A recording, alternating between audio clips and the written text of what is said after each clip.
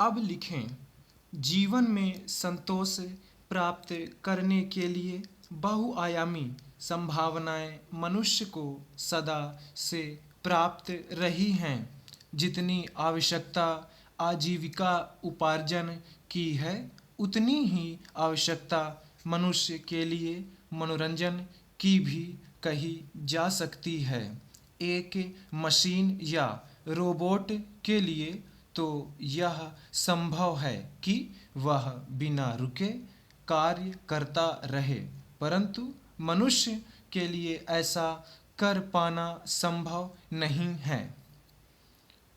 मनुष्य के लिए यह एक अनिवार्य आवश्यकता की तरह से है कि वह मन को, शरीर को तनाव से हल्का करने के लिए रह रह कर कुछ मनोरंजन के कार्यों को, गतिविधियों को भी अंजाम दे। अन्यथा एक ही जैसा जीवन जीते रहने से जीवन तनावग्रस्त बन जाता है।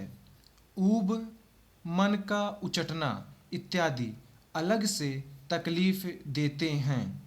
समाज में साप्ताहिक अवकाश का, छुट्टियों का, उत्सवों का निर्धारण किया ही इसलिए गया था कि ऐसी स्थिति का सामना न करना पड़े एवं शरीर व मन के थक पड़ने की स्थिति में कुछ हल्का फुल्का कार्य कर पड़ने के बाद फिर से नए उत्साह के साथ कार्य में जुटा जा सके।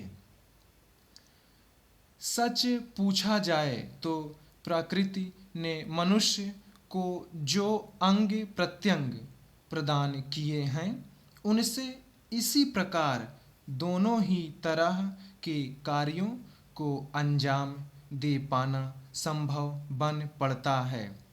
वही शरीर जो परिश्रम, मेहनत, मशक्कत करने के लिए एक महत्वपूर्ण उपकरण है, उसी शरीर से खेल कूद, नाचना गाना, टहलना इत्यादि मनोरंजन के कार्यों को कर पड़ना भी संभव हो जाता है।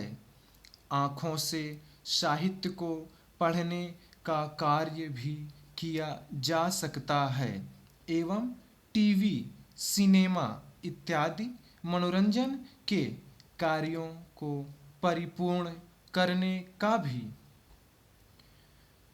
कहने का तात्पर्य मात्र इतना है कि मानवीय जीवन में कार्यों की आपाधापी में रह रहकर कुछ आमोद प्रमोद का कार्य कर लेने की व्यवस्था प्रकृति ने इसी कारण बनाई है, ताकि जरूरत पड़ने पर शारीरिक, मानसिक व भावनात्मक तनाव को हल्का किया जा सके।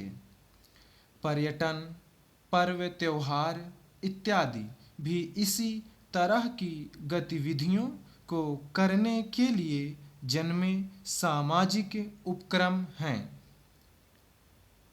देश, काल, परिस्थितियां बदलने के साथ इस सामाजिक व्यवस्था के स्वरूप बदल अवश्य गए हैं, परंतु उनके उद्देश्य अभी भी वही हैं जो सदियों पूर्व थे। किसी समय में राजा लोग आखेट इत्यादि पर निकला करते थे, तो जन सामान्य गायन, वादन, उत्सव आयोजन के माध्यम से अपनी मनोदशा परिवर्तित किया करते थे।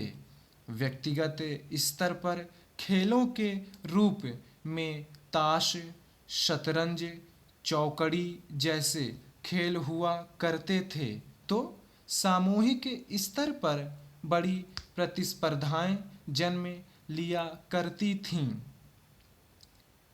आज वे ही खेल आयोजन एशियाड, राष्ट्रमंडल खेलों, ओलंपिक खेलों, विश्व कप जैसी प्रतिस्पर्धाओं में बदल गए हैं। व्यक्ति व्यक्ति के हाथ में मोबाइल आ गए हैं। समाप्त।